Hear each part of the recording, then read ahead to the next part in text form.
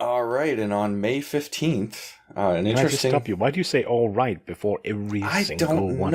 I don't know. Alrighty then. I've spent too much time watching Matthew McConaughey movies. All right.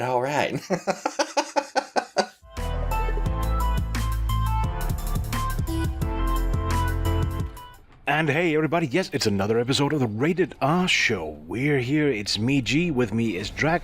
It's episode 158 and it's an upcoming games episode. Which means we're looking at the games that are coming out in May, since it's, end of April and we're a wee bit late with this episode. Say hi, Drag. Well, hello. Yeah, for a moment there I was wondering if you were going to do both sides, because it almost said like, or it almost sounded like you said, hey, it's me G and me Drac, and I went, wait a minute. So we'll just jump right in it. And first off, I wanted to bring one up from last month that we missed. This one's called Pagan Online from Madhead Games, and it's only $29.99 on Steam. Seems to have mostly positive reviews so far, and if you're into the Diablo-esque RPGs, this could be a fun one that'd be right up your alley. Loot hack and slash. More or less, yeah. It's good fun. I mean, the style, I don't know about that game. I've not tried it. Yeah, I haven't tried the game itself yet. I'm going to wishlist it for now and put it on my list of things to get to, but yeah, it looks pretty cool. Well, things that you can wishlist because you can't buy them yet. May 2nd, Pandemic Express by tinyBuild Games. Well, I guess early access, but open world zombie shooter, and I like this little note, Left 4 Dead meets Fortnite. I can see what you mean with that, although visually, that game annoys the heck out of me. Yeah, that was actually the developer. The way they described the game was Left 4 Dead meets Fortnite. So yeah. You get 30 players, you all spawn into a single map, one of you becomes a zombie and then attempts to chase down and infect all the other humans that are trying to reach a safe zone at the end of the level. So the way it ends is either the zombie players manage to infect all of the human players, in which case the zombies win, or whichever remaining humans manage to make it to that safe zone are the winners, from what I can tell. I don't know, visually, I didn't think it was bad. I'm not saying it's bad, I'm saying it is annoying me. It gives me a headache to look at. Oh, okay. Yeah, I thought the art style was kind of interesting. Like, the flashlight head zombies were kind of interesting as well. I think that might lead to some interesting videos online when you're watching people play this. Yeah, and mechanically it sounds really interesting. I'm assuming once you're a zombie, you can respawn as much as you want. No? That, you know what? I don't know yet. I haven't seen whether or not you respawn as a zombie once you're killed. Because otherwise, the 29 can just kind of stand back to back and wait for the zombie to come and then kill him. Yeah, right? Yeah. But mechanically, I like that, it's still kind of a king of the hill. You're the final survivor, last survivor, against all the zombies as your teammates gets taken out. I like it. I don't see it being quite, Fortnite-y, because Fortnite is about killing all the others, as opposed to, playing together, because that's what you're doing initially. You are playing together to survive, so... Yeah, I think that the humans will be playing together to survive, and then the zombies, if they're smart at least, will be trying, or I should say, if they have the capability to do so, would be, working together to try and take down the humans. But I think where the comparison comes is you got 30 players on a map. I know Fortnite's got 100, but it's a little bit of a cartoony art style. Again, I can totally see it. I do understand where they're coming from. In terms of success, I don't see this being as successful, because you don't start out being hostile to everybody else. Oh, I see. You're not calling this the next Fortnite killer. No, not even close. Well, May 9th, Gaia, which is yet another open world base building survival game, right? We've had quite a few of them. I'm even playing one Satisfactory these days. You play as a human, and I guess basically you have to figure out getting back to Earth. That was a little bit in the story that I noticed, but you crashed and have to survive again. Yeah, it looks like the way the story starts out is the crash land. You're some kind of space Indiana Jones, I guess, where you're out seeking ancient treasures from a planet where humanity first evolved. So they didn't make it clear whether or not like you have traveled from Earth or traveled to Earth, or if Earth is even a part of the narrative at all. or this is all just some kind of out there in space sci-fi thing, fantasy land. Actually, I didn't think about the whole you're traveling from Earth and looking to where humans evolved. That's a curious little take, but no, it sounds like it's in the future. They lost Earth, and while you're looking for it, yeah, Indiana Jones style, or what's that Ansari in Mass Effect, trying to find out all that archaeology stuff. You're looking for things, and now you have to survive. Again, it's been done, and what I'm hoping for is visually this one looks good, and perhaps there'll be a new take on it story-wise. They talk about different experiences going through it, so you can follow 3 different storylines, or at least storytelling of the same story. It's a bit vague, the description of it. But it could work. Yeah, visually, not necessarily the creatures themselves, but visually, like the world itself reminded me a little bit of a game I played like this called Grav. If you're into these types of games, I think it'll be something that you might be interested in picking up. If you're not into, the empty open world base building survival stuff, then it'll be a pass. For me, these games are always more about exploration than they are really about building a base and all that stuff. I just like to go and explore the worlds. Yeah, and I get bogged down with just building shit. So I'm totally in for games that have, explore things and find out where you can survive without building a base, and you can complete the game without building a base. So there's like 2 paths through them, and then please make them always multiplayer, or at least co-op in some form, because it gets boring otherwise. All right, next up, May 14th. This game is called A Plague Tale, and it's by a French studio, Asobo Studio. This one actually just came to my attention last night when I was looking stuff up and researching. And I gotta say, man, it's a single-player story-driven game, which I know there's been a lot of attention on, whether or not these games can be successful and blah, blah, blah, whatever. But it looks really interesting. You basically play as... oh, God, I'm going to get this wrong. And I just saw this last night. I meant to go look it up again. Amicia? Yeah, let's go with that. And Hugo, since it's French, Hugo. Yeah, so you're playing as this 15-year-old girl, and she's traveling around with her younger brother, Hugo. I just said Hugo for you. Or as she was saying, Hugo. And it takes place in the mid-1300s, and so basically, it starts out as many RPG stories do, with a little bit of a, happy living on, off the land kind of thing, and then your family's home is attacked by the Inquisition of all things, and you and your little brother are now on the run trying to avoid the Inquisition as well as these plague-carrying rats.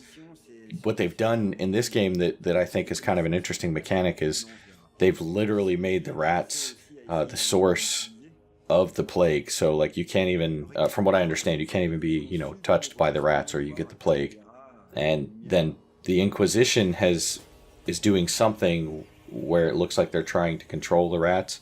And they've also discovered that through use of light, you can keep the rats at bay. So as you're working your way through the levels, if you have access to a torch, you can kind of keep the creatures away from you so that you don't have to worry about catching the plague.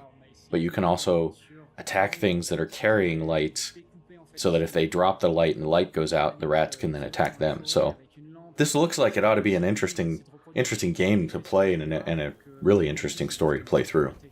Visually, this looks really good.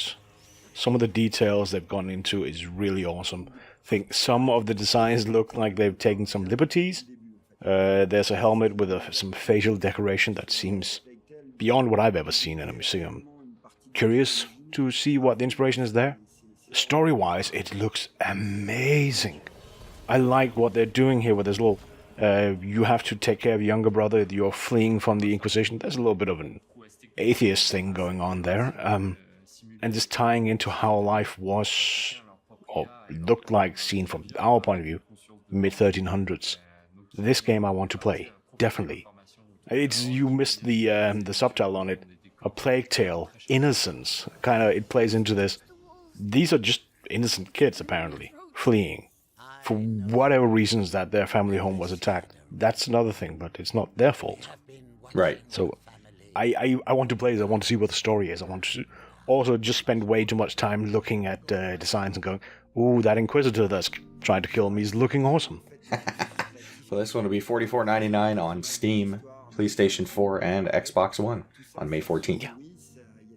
Next one also May 14th. Rage 2. Do we really need to mention Rage 2? People know that it is there. It is one of the most advertised games I have seen in a long time. I think pretty much daily, it's in my Twitter feed. It's everywhere. I don't think this is one of those things of, do we need to mention it like people don't know it? I think it's more like, if we don't mention it, it might be, why didn't you guys mention this one? Okay, it's mentioned. Can we move on?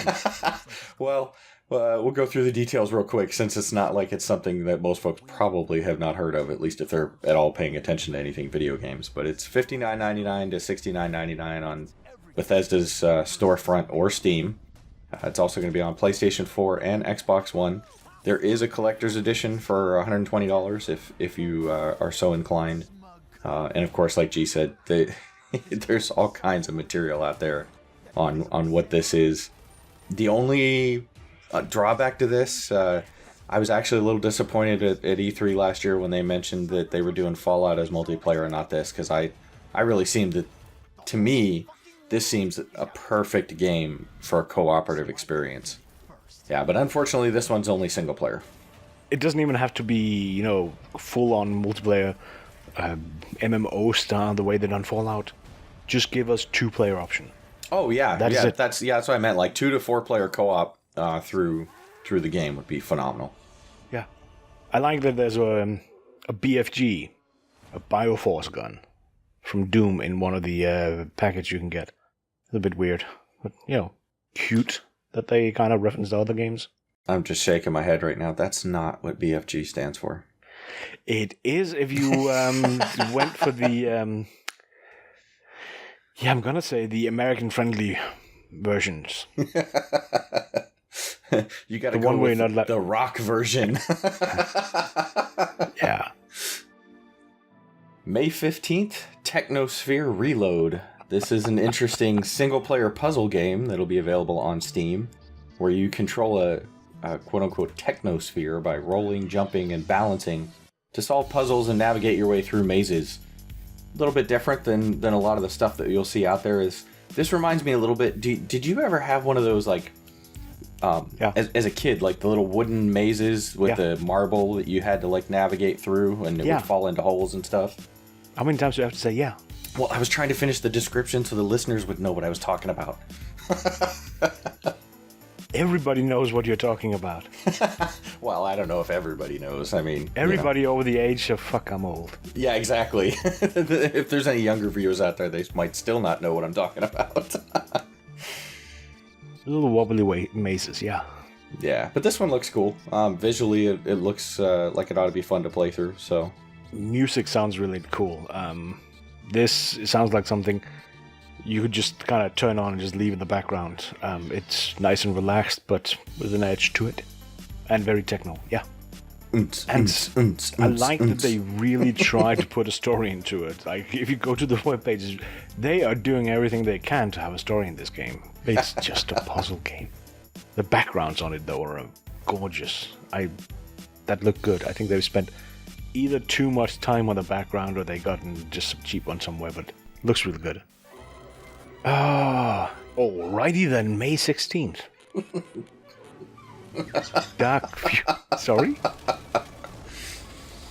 Dark Future Blood Red States by Auroch Digital. The makers of Ogre and Achtung Cthulhu Taxis. We actually had one of their people on the show way back when. Single-player post-apocalyptic strategy car game. As far as I can tell, you just drive around, shoot things. What? I don't think you actually control the driving as much, not like you would in a racing game. This appears to be more like an RTS where you're controlling units. But could be. Yeah, but there's also like a time slowing mode, which I think they call command mode or something like that, where you slow down time, issue commands to the various cars that are under your control. But yeah, I mean, other than that, it looks like you're, Mad Max style driving down, highways and engaging in car combat. This sounds like something right up Bam's alley.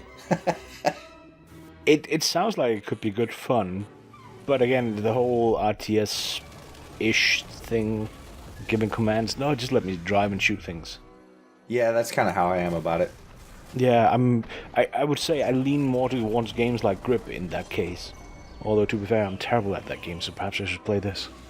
Yeah, if you could slow down time and get good.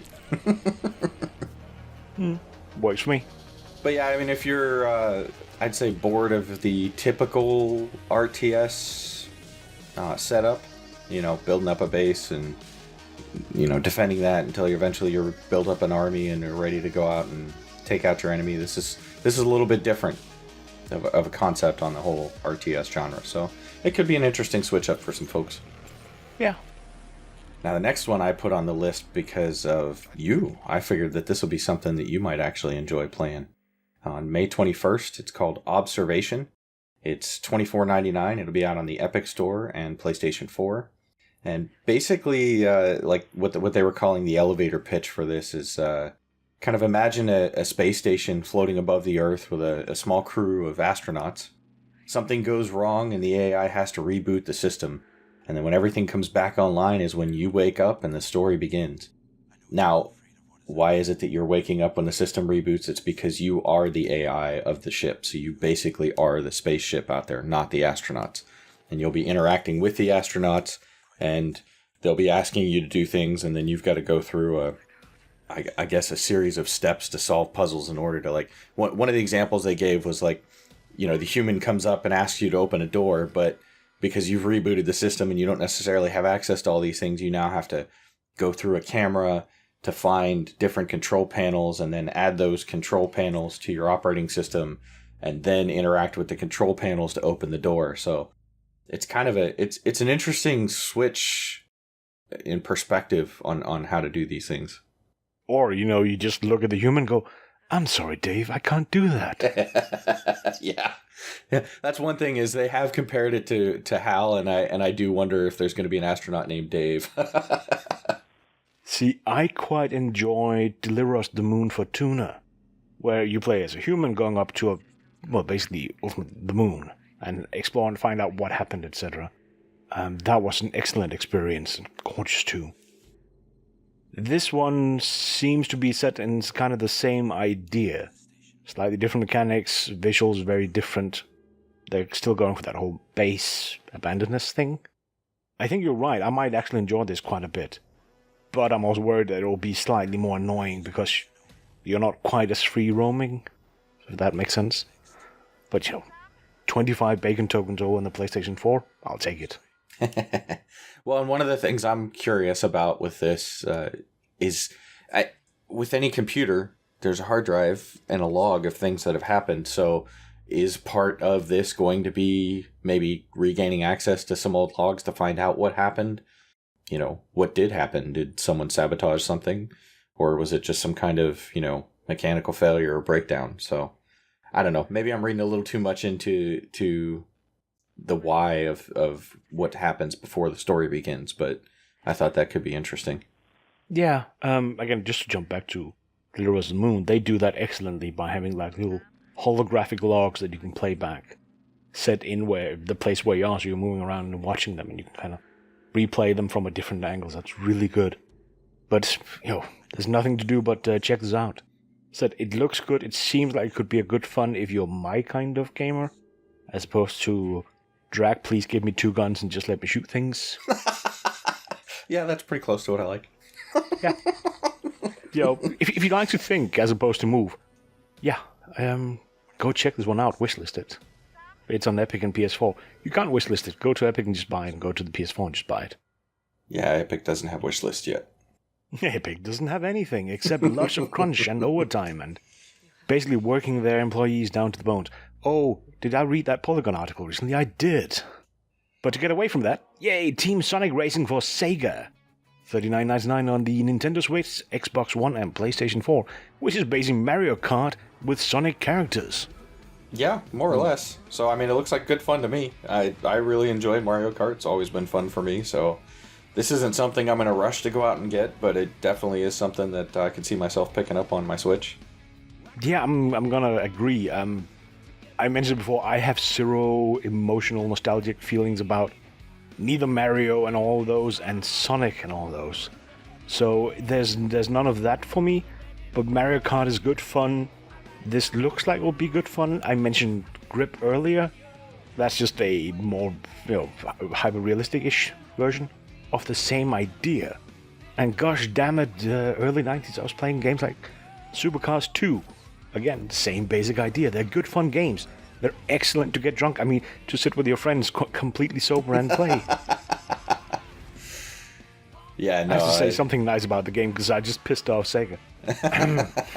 No, that's the thing is I don't have any kind of emotional or nostalgic attachment to Sonic. I didn't grow up with a Sega system. I didn't really play Sonic all that much, other than probably just a few times.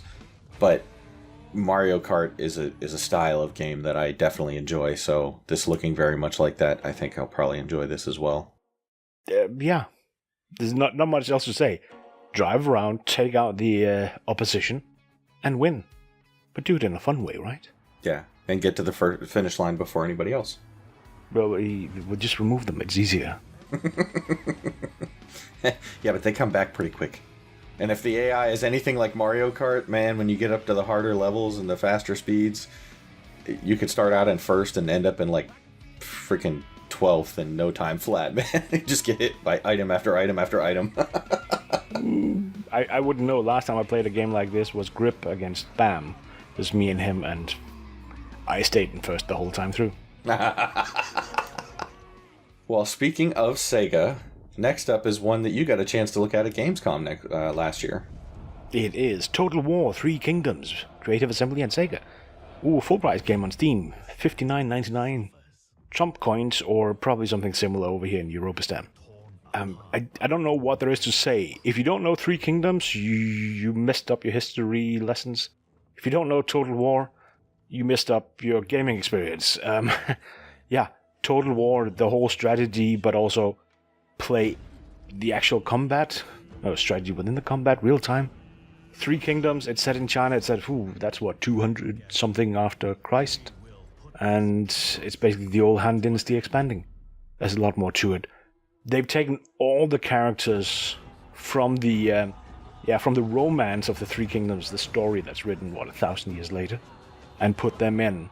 So you have these, they are historical, but they're not quite historical characters in the game, working as generals. There's 2 modes. Romance modes, you can kind of use these magical superpowers that practically are, with your generals to attack other generals, to give bonuses to your people, etc. Mechanics you already know from Total War, but it's expanded in 3 Kingdoms.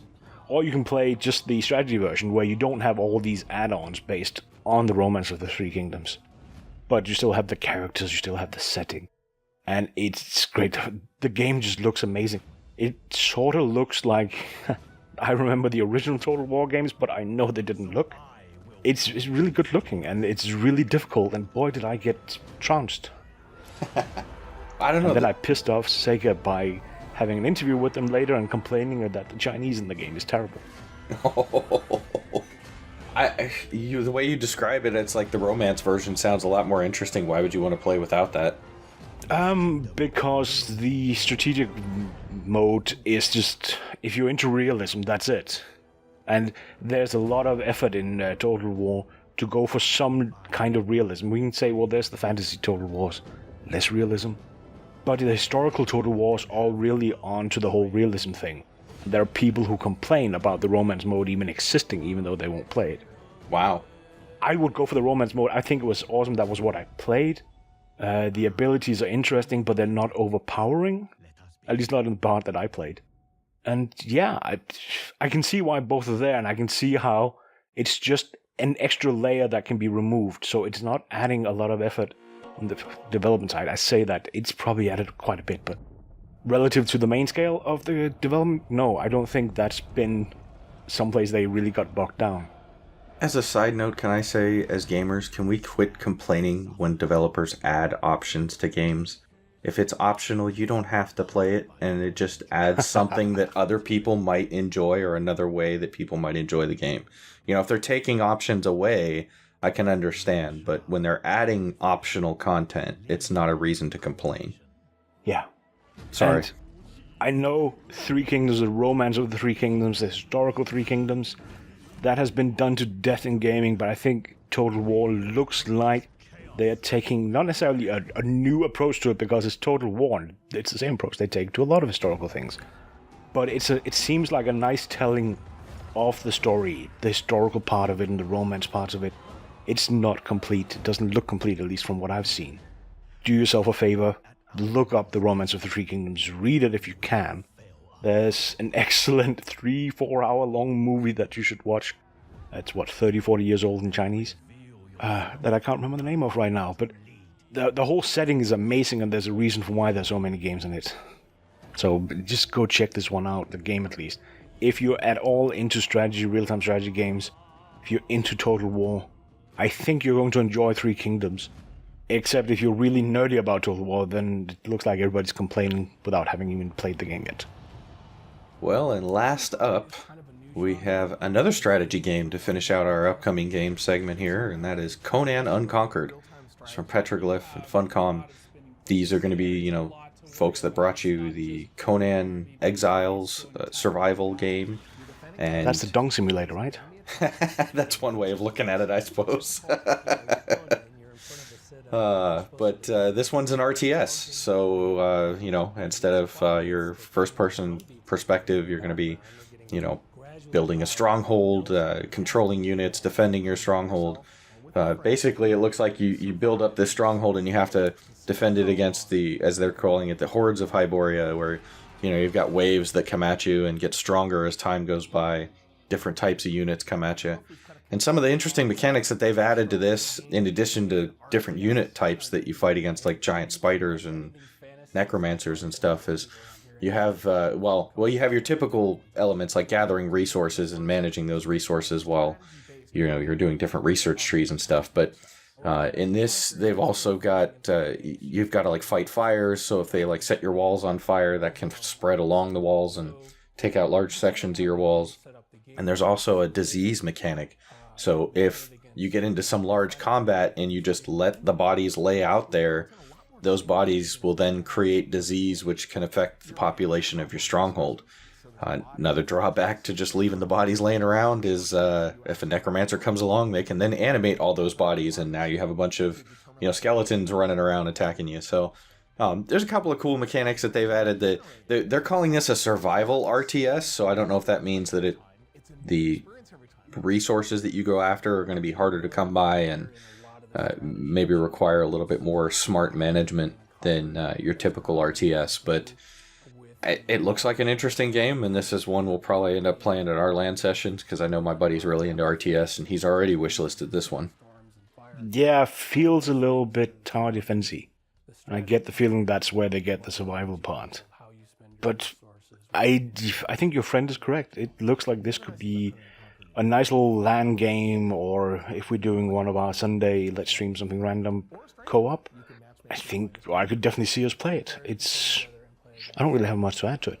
Isn't Conan a Marvel princess these days? A Disney princess? Princess? Oh, man. What is he running around with lipstick and high heels and... Oh, you're being stereotyping now. Ooh, well, no, you said princess, so... It's because they're all princesses. What? No. There are Disney princes. Okay, is it a Disney Marvel prince now? Isn't it? Wasn't there a Conan comic book that they now own? I mean, I know he has long hair, but come on now. Guys can have long hair too. Well, I'm sorry, I just figured it's a fictional character, right? Based on Conan the Barbarian. Oh, I know what you're doing. Everybody wants to make everything into a Disney princess since, Disney is owning Marvel and everything else. So they just bought Fox, and what does that make the Alien Queen a Disney princess now? Yeah. I want to see that version of Wreck-It Ralph. When he goes in to talk to all the Disney princesses and there's an alien queen in there. Yeah, I'm just disappointed that that scene doesn't include Max Klinger. Utterly disappointed. Again, showing my age, I know. Anyways, yeah, it's Conan. It's there isn't much to say about it. It's a game style that's been done to death to some degree, but there's some interesting mechanics. So, looks like it could be good fun. All right. And that is going to wrap up our upcoming game segment for the week, for the month of May. So, I hope you've enjoyed it. Hope we've brought attention to you a few games that maybe you hadn't heard of before. And as always, make sure to like, comment, subscribe, all the fun things down there. If you're watching us on YouTube or Facebook, and if you're listening to us in a podcast app, thank you very much. And from G, yes, this was yet another one of these. We're coming back with more interviews as always. It's just the end of the month. We're doing these. There should be a comic shop talk that I was trying to allude to earlier, but Drac did not pick up on it at all. Very soon at least. And I guess tomorrow or possibly today when you're listening to this, there might just be another news episode. Remember them every Friday, every Monday. Besides that, like, subscribe, do all the things Drac told you, hit the button, and we'll catch you soon enough. Ciao.